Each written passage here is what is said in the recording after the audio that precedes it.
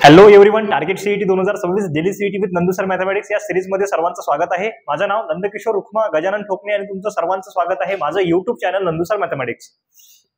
तर आजच्या या लेक्चर मध्ये आपण डेरिव्हेटिव्ह चालू करणार आहोत। तर मागच्या काही दिवसापासून काय झालं होतं, थोडंसं आउट पडलं होतं। आउट पडणं आमच्या इकडचा मस्त एक शब्द आहे, म्हणजे काय की बुवा जरासं काम आपलं मागं राहिलं किंवा ते काम नाही झालं त्याला म्हणतो आम्ही आउट पडणे। आमचं जरासं आउट पडलं होतं, आपले लेक्चर रेकॉर्ड झाले नव्हते, पण आता लेक्चर रेकॉर्ड होतील कंटिन्युअस मध्ये, टेन्शनचं काम नाही। तर डेरिव्हेटिव्ह आपण पाहणार आहोत। तर त्याच्या आधी सर्वात पहिले आपण समजून घेऊ की बुवा डेरिव्हेटिव्ह काय असते।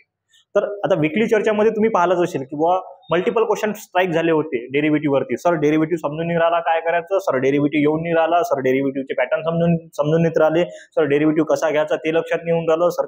म्हणजे डेरिव्हेटिव्हवर मल्टिपल क्वेश्चन पडले होते।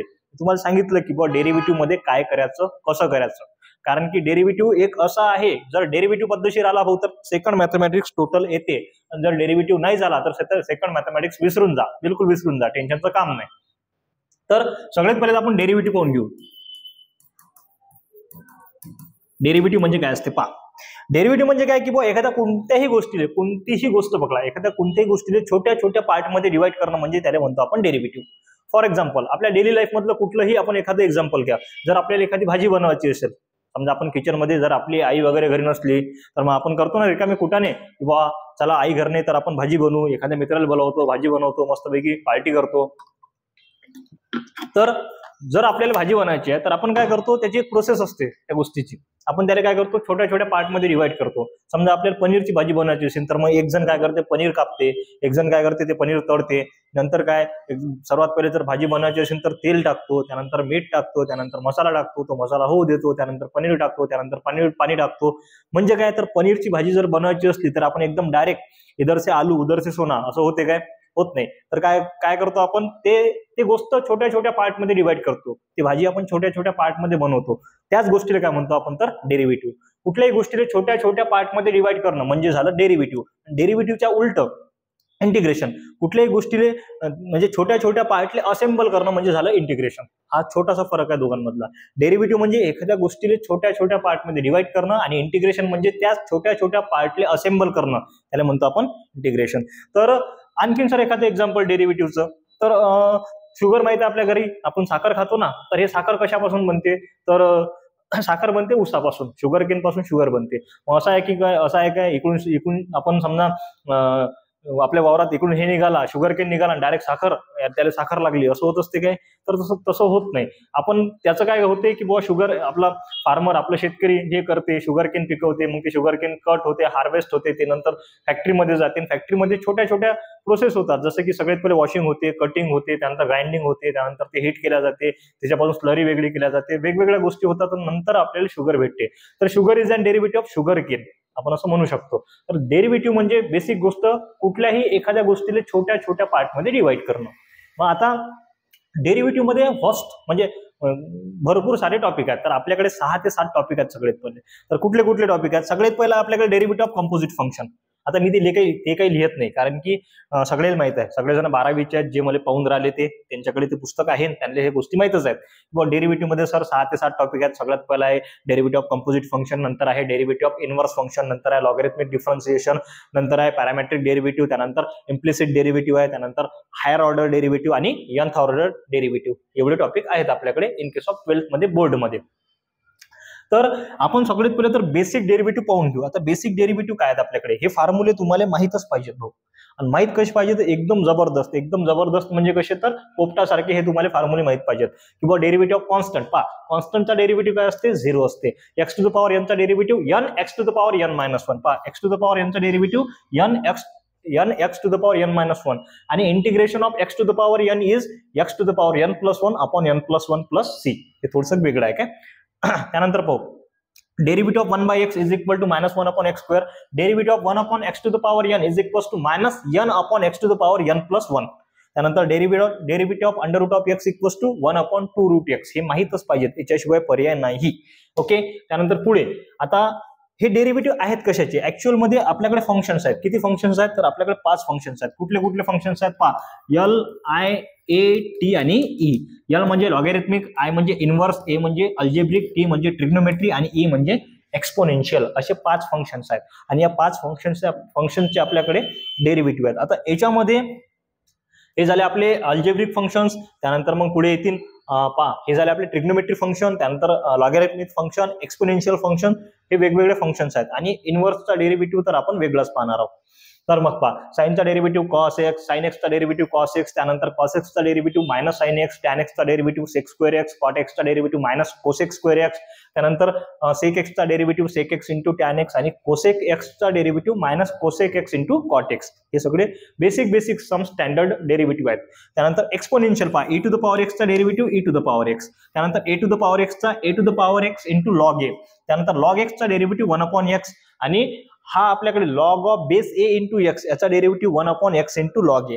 आता पहा हा तर आपण सॉल्व्ह करू शकतो. पहा मी काय म्हटलं तुम्हाला की बुवा लॉग बेस a इंटू एक्सचा डेरिव्हेटिव्ह असते 1/a into 1/x into log ए असा असते. मग कसं करता येते सर, आपल्याकडे एक फॉर्म्युला होता कुठला, लॉग बेस a इंटू बी, याला लिहू शकतो आपण लॉग b अपॉन लॉग ए, लॉग बी अपॉन लॉग ए. मग याला कसं लिहू शकतो आपण, याला लिहू शकतो आपण log x upon log A.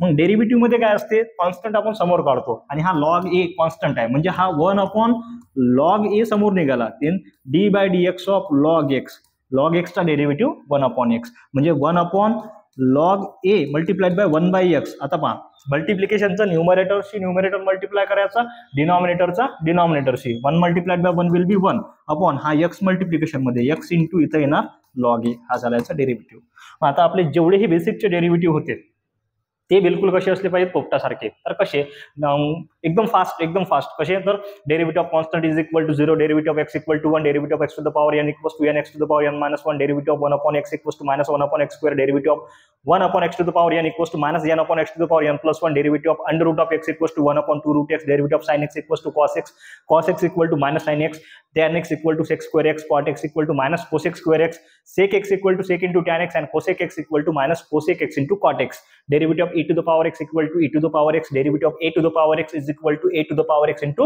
log a. हे असे डेरिव्हेटिव्ह तुम्हाला एकदम जबरदस्त आले पाहिजेत. पुढे पाहू आपण, हे झाले स्टँडर्ड फंक्शनचे डेरिव्हेटिव्ह. मग डेरिव्हेटिव्ह मध्ये काहीतरी रूल आहेत. आता काय असते, तर आपण डेरिव्हेटिव्ह घेतो तर फंक्शनचा डेरिव्हेटिव्ह घेतो.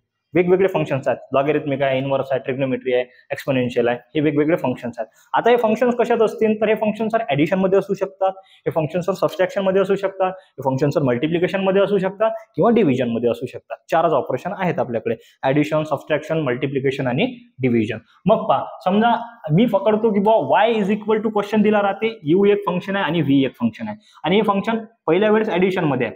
ऍडिशन मध्ये असेल तर काय, पहा याचा derivative with respect to x.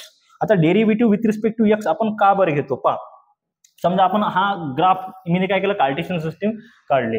इथं काय केलं, एक समजा आपल्याकडे लूप आहे, हा असा एक ग्राफ आहे आपल्याकडे, असा एक ग्राफ आहे. तर हा झाला आपला y ऍक्सिस आणि हा झाला आपला x ऍक्सिस. आता हा ग्राफ इथं काय ओरिजिन पॉईंट हा 0 आहे. आता या पॉईंटला हा झाला याचा मॅक्सिमम पॉईंट, हा झाला याचा मिनिमम पॉईंट. मॅक्सिमा आणि मिनिमा आपण शिकलो आहोत. आता हे आपल्याला एकदम बेसिक पाहायचं नाही डीप मध्ये, फक्त थोडंसं सांगतो मी तुम्हाला. हा झाला मॅक्सिमम पॉईंट, हा झाला आपला मिनिमम पॉईंट. आता या सर्टन पॉईंट वरती याचा स्लोप काय असेल तर 0 असेल. एक पॉईंट असा येईल की जिथं स्लोप काय येणार 0 येईल, इथं बिन काय येणार स्लोप काय होणार मॅक्सिमम, म्हणजे 0 नाही येणार तर मॅक्सिमम येणार, इथं काय येणार तर मिनिमम येणार. मग मॅक्सिमम स्लोप काढायचा असेल तर हा कशावरती आहे, एक्स ऍक्सिस वरती. याचा डेरिव्हेटिव्ह पहा, याचा डेरिव्हेटिव्ह म्हणजे आपण याला काय करू, डिफरन्शिएट करू विथ रिस्पेक्ट टू काय तर वाय ऍक्सिस. पहा ना, हा जर आपण हे घेतला इथून जर एक लाईन ड्रॉ केली तर हे कशाला कट करते, वाय ऍक्सिसला कट करते. म्हणजे काय तर विथ रिस्पेक्ट टू वाय याचा डेरिव्हेटिव्ह आपण घेत असतो. मग इथं सेम आतापर्यंत आपण डेरिव्हेटिव्ह जर घ्यायचा म्हटला तर विथ रिस्पेक्ट टू एक्स घ्यायचा. म्हणजे आपल्याकडे क्वेश्चन आहे y is equal to something काहीतरी, आपण काय करतो differentiate with respect to x. इथं काय येते dy अपॉन dx, काय येते तर dy अपॉन dx म्हणजे डेरिव्हेटिव्ह विथ रिस्पेक्ट टू काय घेसान, एक्स घेसान. सरळ सरळ. मग पुढे पाहू आपण. पहा मग आता ऍडिशन असेल, दोन फंक्शन ऍडिशन मध्ये असतील. For example y is equal to u plus v, हे दोन फंक्शन आहेत वेगळे, differentiate with respect to x. तर काय येणार dy upon dx is equal to d by dx, प्रत्येकाला d बाय dx लावून द्यायचा, u प्लस v म्हणजे आता हे ऍडिशन मध्ये आहेत तर ऍडिशन मध्ये लावून द्यायचं, म्हणजे इथे येणार du upon dx plus dv upon dx, हे झालं ऍडिशन वाला. मग सर सबस्ट्रॅक्शन मध्ये, मग पहा जर इथं जर सबस्ट्रॅक्शन असेल तर बस सबस्ट्रॅक्शन घ्यायचं, झालं निपटलं, दुसरं काहीच नाहीये. है ना, पहा चेक करा. इथं जर दोन फंक्शन ऍडिशन मध्ये असतील तर ऍडिशन मध्ये डेरिव्हेटिव्ह लावायचा, जर सबस्ट्रॅक्शन मध्ये असतील तर सबस्ट्रॅक्शन मध्ये, पण विथ रिस्पेक्ट टू एक्स. त्यानंतर दोन फंक्शन मल्टिप्लिकेशन मध्ये असतील, पहा ह्या गोष्टी तुमच्या झाल्या आहेत आणि ह्या गोष्टी तुम्हाला येतात, मला बी माहित आहे ना, हे तुम्हाला बोर होऊन राहिलं असेल. पण विषय भाऊ काय, तर मी मास्तर आहोत, मला काम आहे हे शिकवणं, तर हे सुटलं नाही पाहिजे. नाही तर मग काय लोक म्हणतात तुम्ही बेसिक मध्ये हे घेतलंच नाही बॉ सर, असं होते ना. तर मी माझं कर्तव्य करून राहिलो. तर दोन फंक्शन मल्टिप्लिकेशन मध्ये, आता मल्टिप्लिकेशन मध्ये असले तर मग काय करायचं, आता याच्यामध्ये यू इंटू व्ही रूल लागते. आता पहा, हा यू आणि हा व्ही दोन मल्टिप्लिकेशन मध्ये आहेत. हा झाला आपला फर्स्ट फंक्शन, हा झाला आपला सेकंड फंक्शन. आता दोन फंक्शन जर मल्टिप्लिकेशन मध्ये y is equal to question पडला आपल्याला, याचा जर आपल्याला डिफरन्सिएशन घ्यायचा आहे, differentiate with respect to x असा काहीतरी घ्यायचा आहे, तर मग काय करसान, first function as it is derivative of second function plus second function as it is derivative of first function. पहा differentiate with respect to x जर केलं तर इथे येणार dy upon dx is equal to d by dx of u multiplied by v. हे झालं first function, म्हणजे u as it is d by dx of v plus second function v as it is d by dx of u. हा झाला आपला derivative of u into v. Okay, त्यानंतर derivative of u by v आहे आपल्याकडे. पहा same आहे की पहा, फर्स्ट फंक्शन याच्यामध्ये मी u ले फर्स्ट फंक्शन पकडलं आणि v ले सेकंड फंक्शन पकडलं, तर first function as it is derivative of second function plus second function as it is derivative of first function. त्यानंतर आपल्याकडे दोन फंक्शन जर डिवायडेशन मध्ये असतील, तिला आवाज दे बरं एक वेळेस, हळू बोला म्हणा जरा. पहा दोन फंक्शन जर डिवायडेशन मध्ये असतील where v is not equal to 0, v 0 पाहिजे नाही. जर दोन फंक्शन डिवायडेशन मध्ये असतील तर ऍट दॅट टाइम आपण काय करू शकतो की बुवा एक मिनिट, हा बघा एक मिनिट,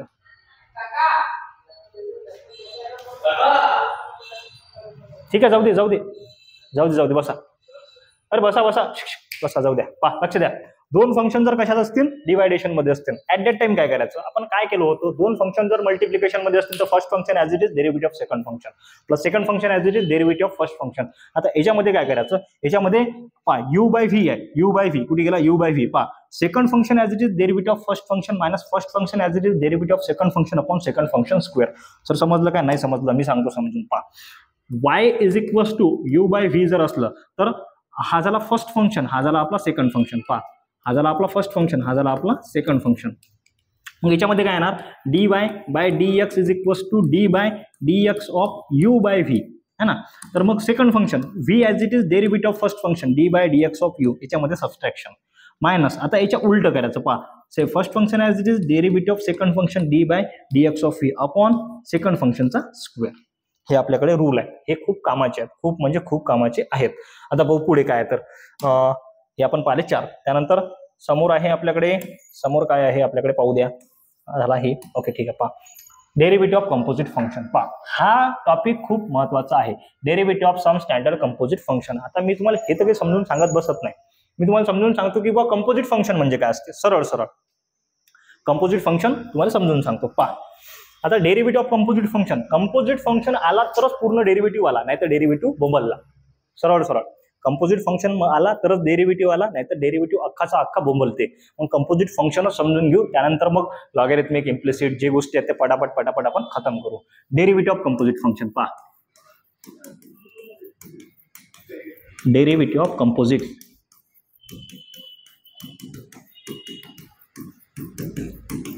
आता कंपोजिट फंक्शन म्हणजे काय सर, कंपोजिट फंक्शन म्हणजे फंक्शन ऑफ फंक्शन और फंक्शन ऑफ अनदर फंक्शन. म्हणजे फंक्शनच्या अंदर जर फंक्शन असेल त्याला म्हणतो आपण कंपोजिट फंक्शन. आता वेगवेगळे फंक्शन्स आहेत, जसे की ट्रिग्नोमेट्री आहे, लॉगॅरिथमिक आहे, अल्जेब्रिक आहे, इन्व्हर्स आहे, हे वेगवेगळे फंक्शन्स आहेत. त्या जर समजा लॉगॅरिथमिक मध्ये जर इन्व्हर्स असेल, इन्व्हर्स मध्ये ट्रिग्नोमेट्री असेल, त्या ट्रिग्नोमेट्री मध्ये आणखीन एखादा एक्सपोनेन्शियल आहे, म्हणजे काय झालं सर, 3-4 फंक्शनचं कॉम्बिनेशन झालं, त्याला म्हणतो आपण कंपोजिट. त्याला म्हणतो आपण कंपोजिट फंक्शन. आता कंपोजिट फंक्शन, जर कंपोजिट फंक्शनचा एखादा क्वेश्चन आला तर कसा सॉल्व्ह करायचा, सिंपल सांगतो. पहा एखादा एक्झाम्पल सांगतो. हे पहा, हे आमच्याकडे बंडी आहे. आता दिसते का बरोबर, वरती घ्या लागते, समोर जर असेल. हा पहा, हे आमच्याकडे बंडी. पहा बंडी दिसत असेल का तुम्हाला, पहा दाखवतो, हे आमच्याकडे बंडी आहे. आता या बंडीमध्ये काय तर 4 पॅसेंजर आहेत आमचे. पहा 1, 2, 3 आणि 4 हे दिसतात काय, पहा हे असे दाखवतो. आमच्याकडे बंडी आहे, बंडीमध्ये 4 पॅसेंजर आहेत. आता कंपोजिट फंक्शन कसं वर्क करते, कंपोजिट फंक्शन कसं सॉल्व्ह करायचं. आता काय होतं, आमच्याकडे कार्यकर्ता आहे कृपाल, त्याच्या घरी होता भंडारा.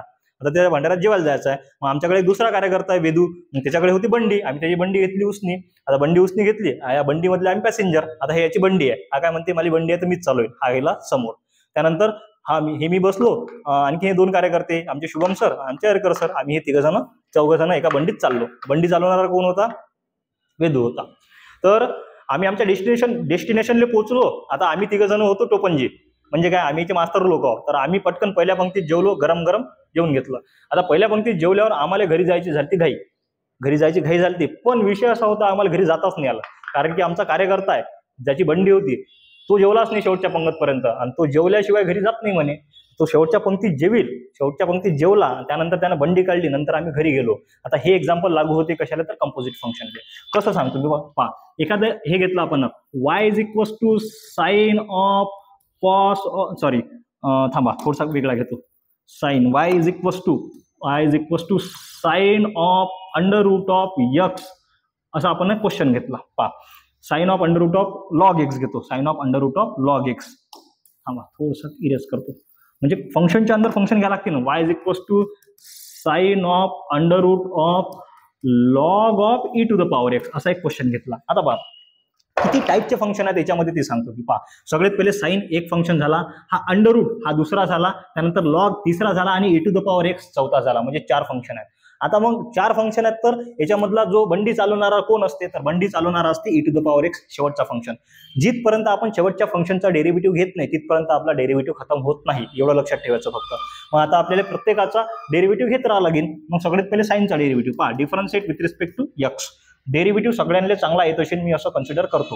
मग इथं काय येणार सर, dy/dx = मी डायरेक्ट घेतो साइनचा डेरिव्हेटिव्ह कॉस. आता कॉस पहा, भंडारात गेलो होतो, पहिली पंक्तीत बसली, पहिल्या पंक्तीत कॉस साइननं जेवून घेतलं, साइनचा झाला साइननी पडला, आणि हा बाकीचा जसाचा तसा √log e⁻x जसाचा तसा. पहा आता कॉस पहिल्या पंक्तीत जेवला, मग आता डबल डेरिव्हेटिव्ह dy/dx साइन जेवला, आता हे √log e⁻x जसाचा तसा, म्हणजे काही हा कॉस जसाचा तसा √log e⁻x इंटू पहा dy/dx अंडररूटचा डेरिव्हेटिव्ह असते पहा √x या फॉर्मॅटमध्ये आहे. √x चा डेरिव्हेटिव्ह 1/2√x, म्हणजे इथे ना 1/2 जे आहे ते log e⁻x जसाचा तसा. पहा आता पहिले कोण जेवला, पहिले साइन जेवला, नंतर अंडररूट जेवला, दोघं पण झाले, याचा डेरिव्हेटिव्ह कटला. आता राहिला लॉग आणि e⁻x इंटू पहा पुन्हा dy/dx log e⁻x. इथं नुसता log x नाही आहे, e⁻x आहे, हा पण कंपोजिट आहे. मग आता पहा हा जसाचा तसा इथं cos of √log e⁻x into 1/2 √log e⁻x into derivative of log e⁻x हा राहील फक्त e⁻x इंटू पहा dy/dx e⁻x. आणखीन एक वेळेस डेरिव्हेटिव्ह घ्यायला लागेल, आणखीन एक वेळेस आपण डेरिव्हेटिव्ह घेऊ. एक मिनिट काय फक्त सिलेक्ट वरती. ओके चलो ओके चला पहा. मग हा हे इथपासून जसंच तसं 1/e⁻x इंटू e⁻x चा डेरिव्हेटिव्ह e⁻x हा कॅन्सल झाला. मग ते थोडंफार सिम्प्लिफिकेशन आपण करू शकतो. तुम्हाला मेन मोटिव्ह समजला काय डेरिव्हेटिव्हचा काय, तर डेरिव्हेटिव्हचं म्हणणं असं आहे की बुवा जिथपर्यंत आपण शेवटच्या फंक्शनचा डेरिव्हेटिव्ह घेत नाही तिथपर्यंत आपलं क्वेश्चन खतम होत नाही असं म्हणणं आहे. आणि जेव्हा आपण एखाद्याचा डेरिव्हेटिव्ह घेतो त्याचा डेरिव्हेटिव्ह घेणं झाल्यानंतर तो जसाचा तसा शेवटपर्यंत चालेल. आलं, चला पुढे बघू आता कंपोजिट फंक्शनचे डेरिव्हेटिव्ह आहे त्याच्यामध्ये की बुवा फंक्शन ऑफ फंक्शन किंवा फंक्शन ऑफ अनदर फंक्शन. जेव्हा आपण क्वेश्चन सॉल्व्ह करू तेव्हा हा व्यवस्थित समजेल. हे बेसिक गोष्टी आहेत, हे तुमच्या बुक मधले होते, मी बुक मधले उचलले इकडे छापले, तुम्हाला माहित आहे हे काय. तर पुढे बघू आपण. आता आहे भाऊ इनव्हर्स फंक्शन. आता इनव्हर्स फंक्शन काय, तर समजा इनव्हर्स फंक्शन कसं येते ते तुम्हाला सांगून देतो. समजा पहा आपल्याकडे साइन x = θ किंवा साइन θ = x असं दोन पैकी काहीतरी घ्या. आता पहा हा साइन जर तिकडे ट्रान्सफर केला तर हा साइन इनव्हर्स मध्ये जाते, म्हणजे याची पॉवर 1 आहे तर पॉवर निगेटिव्ह होते, म्हणजे काय येणार x = साइन इनव्हर्स ऑफ θ. पहा आणि हा जर साइन ट्रान्सफर केला तर θ = काय येणार साइन इनव्हर्स ऑफ x. असे आहेत आपले इनव्हर्स वाले फंक्शन वेगवेगळे. तर मग आता याचे डेरिव्हेटिव्ह तुम्हाला लक्षात असले पाहिजेत, कसे आले, काहून आले, कशानं आले, ह्या सगळ्या गोष्टी तुम्हाला माहित आहेत. असं तर मी कन्सिडरेशन मध्ये घेतो. तुम्हाला फक्त काय तर याचे डेरिव्हेटिव्ह माहित पाहिजे, जसं की derivative of sine inverse of x = 1/√1 - x². Sine cos same आहेत, त्यानंतर टॅन कॉट सेम आहेत, सेक आणि कोसेक सेम आहे, फक्त डिफरन्स आहे साइनचा. है ना. आता साईन मध्ये कॉस मध्ये निगेटिव्ह असते, साईन पॉझिटिव्ह असते, टॅन पॉझिटिव्ह, कॉट निगेटिव्ह, सेक पॉझिटिव्ह, कोसेक निगेटिव्ह असं असते. साईन इनव्हर्स ऑफ एक्सचा डेरिव्हेटिव्ह 1/√1 - x², त्यानंतर कॉस इनव्हर्स ऑफ एक्सचा डेरिव्हेटिव्ह -1/√1 - x², है ना, एक पॉझिटिव्ह एक निगेटिव्ह. त्यानंतर टॅन इनव्हर्स ऑफ एक्सचा डेरिव्हेटिव्ह 1/1 + x² आणि कॉट इनव्हर्स ऑफ एक्सचा डेरिव्हेटिव्ह -1/1 + x², एक पॉझिटिव्ह एक निगेटिव्ह. त्यानंतर सेक इनव्हर्स ऑफ एक्सचा डेरिव्हेटिव्ह 1/x√x² - 1 आणि कोसेक इनव्हर्स ऑफ एक्स चा डेरिव्हेटिव्ह -1/x√x² - 1. ओके, तर हे तुम्हाला डायरेक्ट माहित पाहिजे, त्याच्याशिवाय पर्यायच नाही आहे. कारण की इनव्हर्स वाले क्वेश्चन्स आहेत आपल्याला आणि इनव्हर्स मध्ये आहे सर्वात जास्त सबस्टिट्यूशन. बघ, सर्वात जास्त सबस्टिट्यूशन आहे इनव्हर्स मध्येच, कारण की वेगवेगळे फॉर्म्युले बनतात, वेगवेगळे हाफ अँगल फॉर्म्युले, त्यानंतर ट्रिपल अँगल फॉर्म्युला, वेगवेगळे फॉर्म्युले तुम्हाला याच्यामध्ये इंटरप्रेट करावं लागतात. पुढे बघू आपण, पुढे काय आहे आपल्याकडे.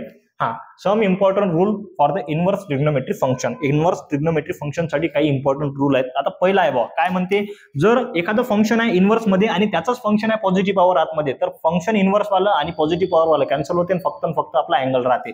जसं की आपल्याकडे असलं sine inverse of sine theta जर असेल तर हा साइन आणि हा साइन इनव्हर्स कॅन्सल, आपला फक्त थिटा जसाचा तसा. इथं जर असलं sir cos inverse of cos theta जर असेल तर काय होते, हा कॉस आणि कॉस इनव्हर्स कॅन्सल, आतमध्ये राहते फक्त थिटा. मग सर असंच राहते काय, आणखीन सर याला शफल नाही करता येत का, करता येते. जर समजा हा पॉझिटिव्ह वाला बाहेर आणि हा इनव्हर्स वाला आतमध्ये असला, म्हणजे इथं आला साइन इनव्हर्स ऑफ थिटा जर असेल तर हा साइन इनव्हर्स आणि साइन कॅन्सल, आन्सर राहते फक्त थिटा. जर सर असलं कॉस इनव्हर्स ऑफ थिटा जर असेल तर कॉस इनव्हर्स आणि कॉस कॅन्सल, आन्सर राहते थिटा. म्हणजे काय तर की जर अशा फॉर्मॅटमध्ये जर तुम्हाला दिसलं इनव्हर्स आतमध्ये तेच सेम फंक्शन आणि व्हेरिएबल कुठलाही, आपला अँगल कुठलाही, तर तेव्हा फंक्शन कॅन्सल होते, फक्त जो आपला व्हेरिएबल असेल, जो आपला अँगल असेल तोच राहते. सेम गोष्टी आहेत. Sine cos tan cot sec सगळ्यांसाठी सेम गोष्टी लागू होऊन राहिल्या, तुम्ही चेक करून घ्या याच्यामध्ये. त्यामध्ये पुढे बघू आपण. Sine inverse of sine. आता तुम्हाला म्हटलं होतं ना की बुवा इनव्हर्स फंक्शन आतमध्ये असलं आणि आपलं फंक्शन बाहेर असलं साइन, तर ते दोन्ही कॅन्सल होतात. हा दोन्ही कॅन्सल, आन्सर राहिलं एक्स. हे दोन्ही कॅन्सल, आन्सर राहिलं एक्स. सेम सगळ्यांसाठी sine cos tan cot sec आणि कोसेक साठी अप्लाय होते. त्यानंतर रेसिप्रोकल प्रॉपर्टीज. आता रेसिप्रोकल सगळ्याला माहिती आहे भाऊ, साइनचा रेसिप्रोकल कोसेक असते, त्यानंतर कॉसचा रेसिप्रोकल सेक असते, त्यानंतर टॅनचा रेसिप्रोकल कॉट असते, कॉटचा रेसिप्रोकल टॅन, सेकचा रेसिप्रोकल कॉस आणि कोसेकचा रेसिप्रोकल साइन. जर आपल्याकडे असलं साइन इनव्हर्स ऑफ एक्स, त्याला लिहू शकतो आपण कोसेक इनव्हर्स ऑफ 1/x. त्यानंतर असलं कॉस इनव्हर्स ऑफ एक्स, त्याला लिहू शकतो sec inverse of 1/x. Tan inverse of x, त्याला लिहू शकतो cot inverse of 1/x. Cot inverse of एक्सले टॅन इनव्हर्स ऑफ 1/x, त्यानंतर सेक इनव्हर्स ऑफ एक्सले कॉस इनव्हर्स ऑफ 1/x आणि कोसेक इनव्हर्स ऑफ एक्सले साइन इनव्हर्स ऑफ 1/x. ह्या गोष्टी रेसिप्रोकलच्या प्रॉपर्टीज तुम्हाला माहितच पाहिजेत. माहित नसतील तर माहित झाल्या असतील तर आणखीन प्रॅक्टिस करा, अभ्यास करा. पुढे भाऊ, और क्या है आगे. आता ह्या बेसिक गोष्टी आहेत भाऊ, ह्या बेसिक गोष्टी तुम्हाला माहितच पाहिजे. ट्रिग्नोमेट्री आयडेंटिटीज माहितच पाहिजेत. जसं की sine inverse of x plus cos inverse of x equal to π/2, tan inverse of x plus cot inverse of x equal to π/2 आणि sec inverse of x plus cosec inverse of x equal to π/2. कुठेतरी question पडला आपल्याला की बुवा d/dx of असं आलं की बुवा d/dx ऑफ इन ब्रॅकेट मध्ये दिसते, इन ब्रॅकेट मध्ये काय दिसू शकते ठीक आहे, असं असलं cos inverse of x plus cos inverse of x असं काहीतरी दिसलं. मग आता या कॉस इनव्हर्सचा आपण चेंज करू शकतो. हा d/dx जसाचा तसा, या कॉस इनव्हर्सला चेंज कसं करू शकतो, कॉस इनव्हर्स जसाचा तसा. हा अँगल जर आपण π/2 मधून मायनस केला, π/2 - x इन प्लस हा कॉस इनव्हर्स ऑफ एक्स जसाचा तसा. d/dx जसाचा तसा. आता π/2च्या पट्ट्यात आहे म्हणजे ट्रिग्नोमेट्रिक फंक्शन चेंज होणार, म्हणजे कॉसचा काय होणार, साइन इनव्हर्स हा एक्स जसाचा तसा plus cos inverse of x जसाचा तसा. आता पहिल्या क्वाड्रंट मधला फॉर्म्युला आहे म्हणून फंक्शनची साइन चेंज होत नाही आणि sine inverse of x plus cos inverse of x होते इथं π/2, म्हणजे डेरिव्हेटिव्ह ऑफ d/dx ऑफ π/2. आता π/2 आला सर, याच्यासोबत तर व्हेरिएबलच नाही दिसून राहिला ना.